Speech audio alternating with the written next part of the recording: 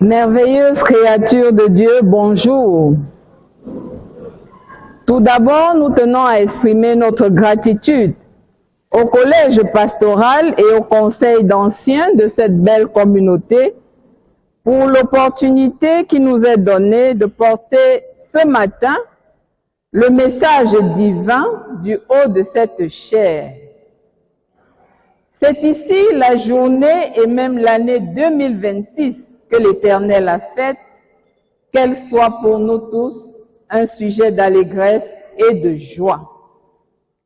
Dis-le encore à ton voisin, à ta voisine de banc. Heureuse et fructueuse année 2026 dans le Seigneur.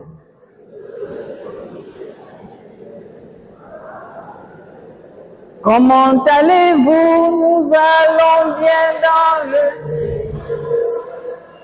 Comment allez-vous? Saluons-nous, embrassons-nous, donnons-nous la main. Car il est bon, chanter son nom, cela est bon. Comment allez-vous? Comment allez-vous? Saluons-nous, embrassons-nous, donnons-nous la main. Car il est bon, chanter son nom, cela est bon. Après le temps de l'Avent, nous sommes dans ce temps de l'Église appelé Épiphanie ou temps de la manifestation.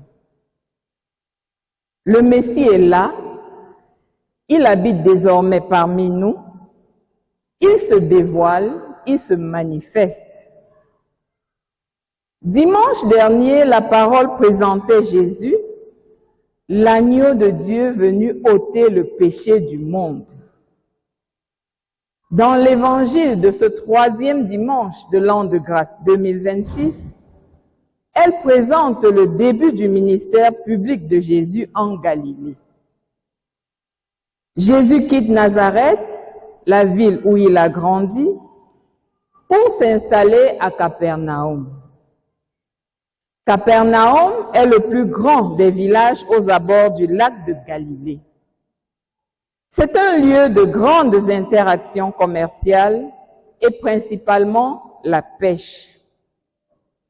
En s'installant à Capernaum, Jésus accomplit ainsi la prophétie d'Ésaïe 8, annonçant que le Messie serait une lumière dans toute la Galilée des nations, encore appelée terre des païens ou pays de l'ombre. Oui, le peuple voit en lui une grande lumière. Jésus est cette lumière qui brille au cœur des ténèbres de nos vies. Avec lui, Dieu a révélé son essence, sa nature d'une manière qui nous est accessible. Ce déménagement à Capernaum vise donc à atteindre un plus grand nombre de personnes par son ministère. Jésus y prêche et fait beaucoup de miracles. Il demande à Pierre et à André d'arrêter leur travail de pêcheurs de poissons et de se lancer dans la pêche des hommes, c'est-à-dire d'aller vers les autres, les aider à rencontrer Dieu et devenir spirituellement productifs. Suivez-moi, je ferai de vous des pêcheurs d'hommes, martèle-t-il au verset 19. Le connaissant déjà instinctivement, ils laissent tout et suivent Jésus.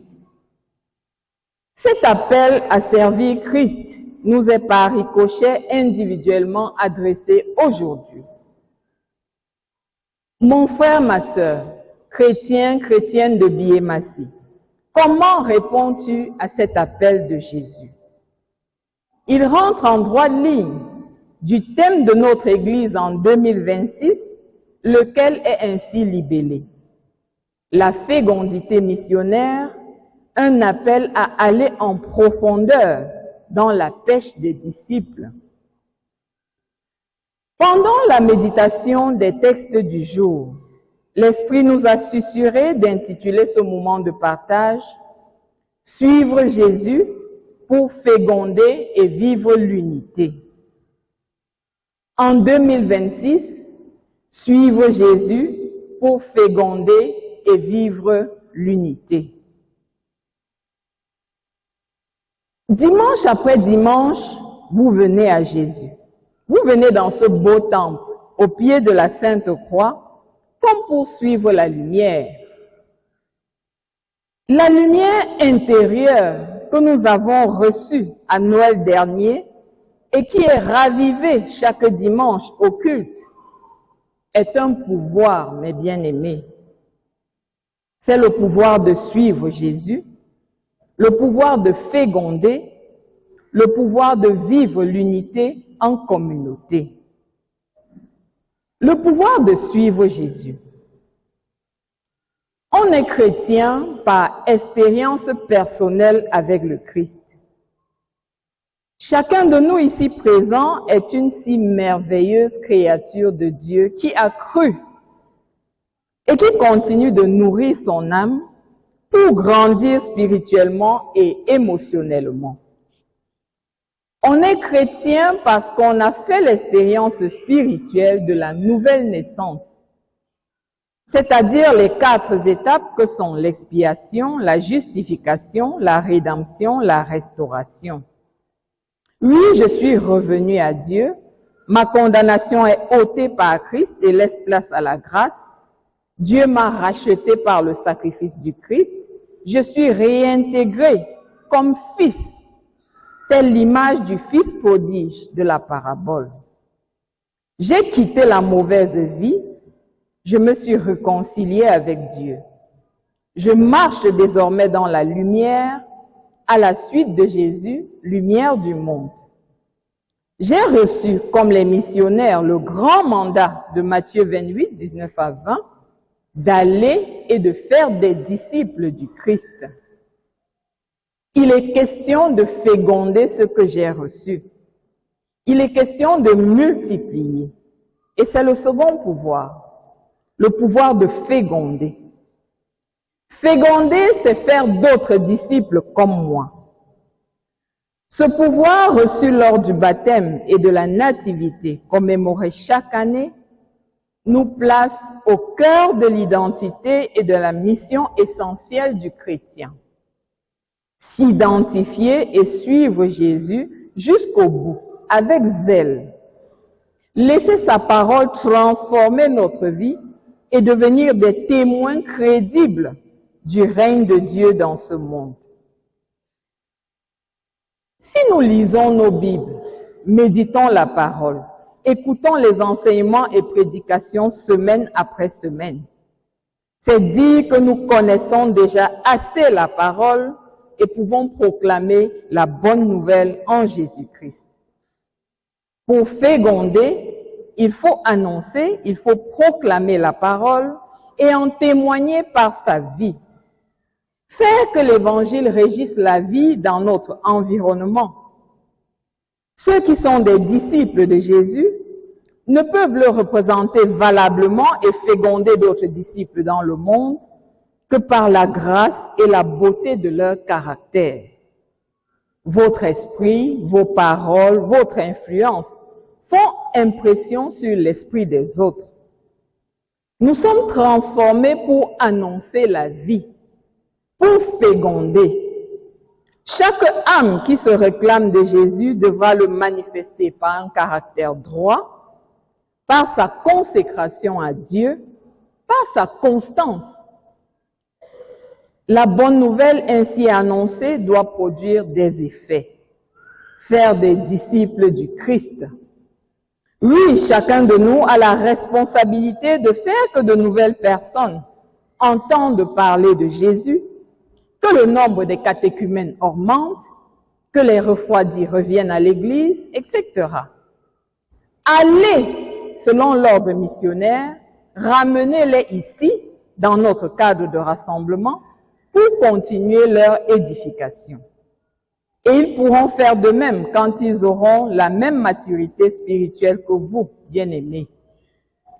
Terminons par ce troisième pouvoir. Quand on a multiplié et ramené davantage de personnes à Christ dans notre communauté, c'est le pouvoir de vivre unis en Christ. Une famille se veut unie, dans les bons comme dans les mauvais jours. Nous sommes ici dans la famille chrétienne de Biémassi.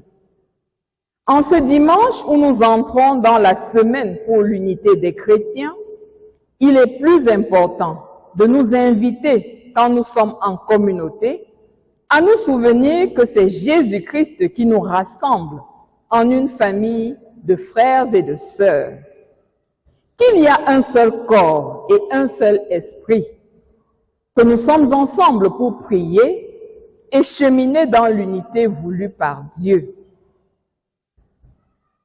L'unité commence à la maison, au foyer, socle de la société.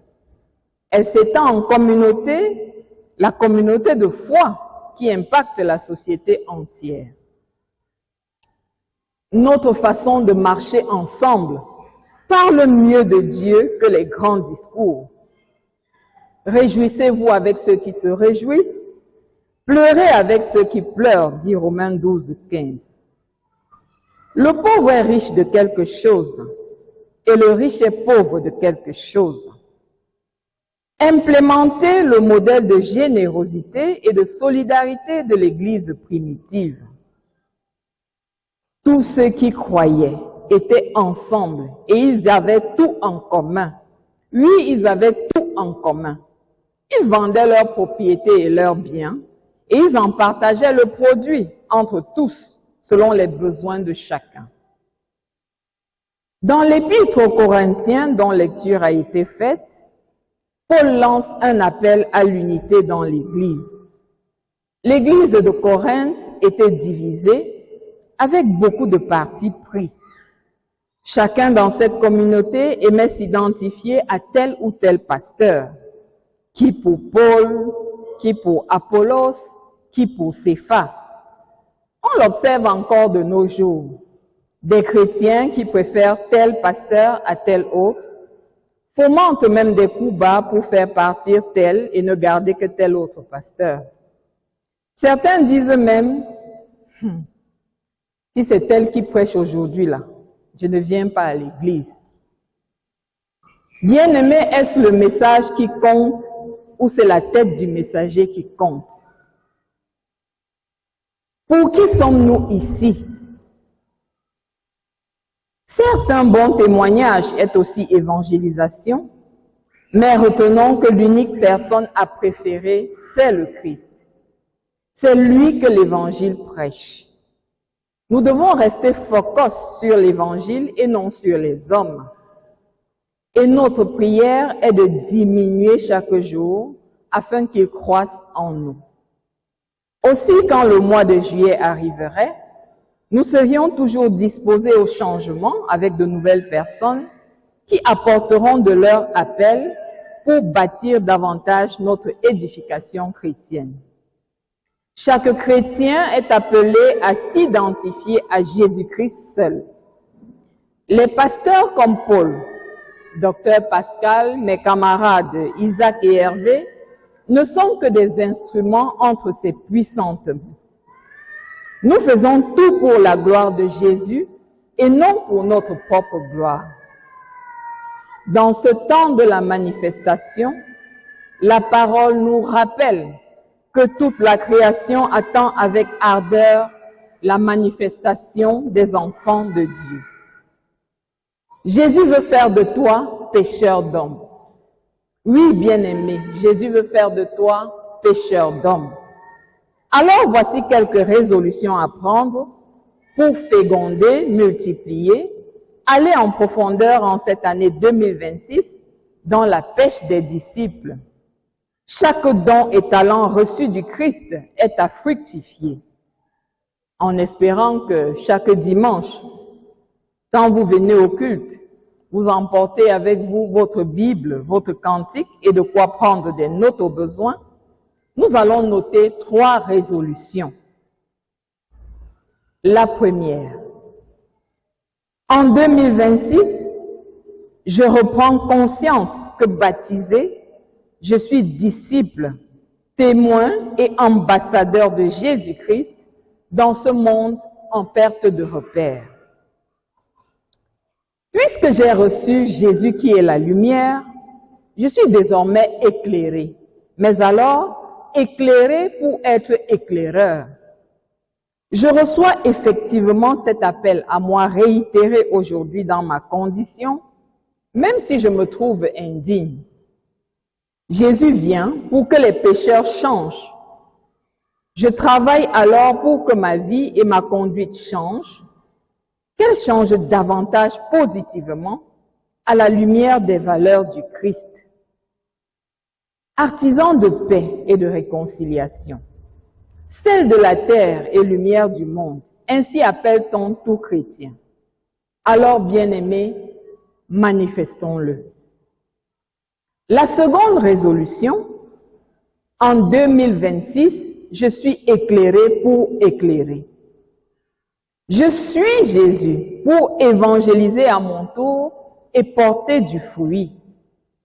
Je suis en fait transformé pour annoncer la bonne nouvelle autour de moi. Et Jésus me demande de mettre à son service tout ce que je suis et tout ce que je possède pour pécher des hommes, dans ma famille, dans mon lieu de travail et partout où je vais. Il faut les aider à trouver Christ, trésor inestimable, lumière sur notre chemin, celui qui donne un sens à notre pèlerinage, à notre présence ici et pas ailleurs. Chaque mois, je fais le bilan de mes actes d'évangélisation et j'en partage le rapport avec mon pasteur. La troisième et dernière résolution, en 2026, je suis solidaire de ma communauté et j'assiste mes frères et sœurs en Christ dans leurs événements heureux comme malheureux. Vous savez, la communauté est un lieu d'appartenance. Je ressoude ainsi nos liens de famille chrétienne. L'union fait la force. Ensemble, on est plus fort. La parole dit d'ailleurs que là où 2 ou 3 sont assemblés à son nom, Jésus est au milieu d'eux. Et c'est en effet Christ qui nous rassemble ici. Si nous avons compris, bien-aimés, qu'il bénisse en nous tous l'écoute de sa parole et donne qu'elle porte beaucoup de fruits. Amen. Prenons le cantique Saph numéro 614. Je nous exhorte à l'exécuter debout avec solennité, à nous approprier chacune de ces paroles avant la confession de foi chrétienne. Jésus te confie une œuvre d'amour, utile et bénie jusqu'à son retour. Cette sainte tâche veux-tu l'accomplir, pour lui sans relâche, sans jamais cesser. Prie, agis, jour après jour. Sans broncher, suis ton sauveur avec amour. Sois fidèle, obéissant, et le maître rendra ton travail puissant. Dans la communion avec l'Église universelle, confessons la foi chrétienne en disant: Je crois en Dieu, le Père Tout-Puissant, Créateur du ciel et de la terre. Je crois en Jésus-Christ, son Fils unique, notre Seigneur, qui a été conçu du Saint-Esprit et qui est né de la Vierge Marie. Il a souffert sous Ponce Pilate. Il a été crucifié. Il est mort. Il a été enseveli. Il est descendu aux enfers. Le 3e jour, il est ressuscité des morts. Il est monté au ciel. Il siège à la droite de Dieu Il viendra de là pour juger les vivants et les morts. Je crois au Saint-Esprit. Je crois à la Sainte Église universelle, la communion des saints, la rémission des péchés, la résurrection de la chair et la vie éternelle. Amen.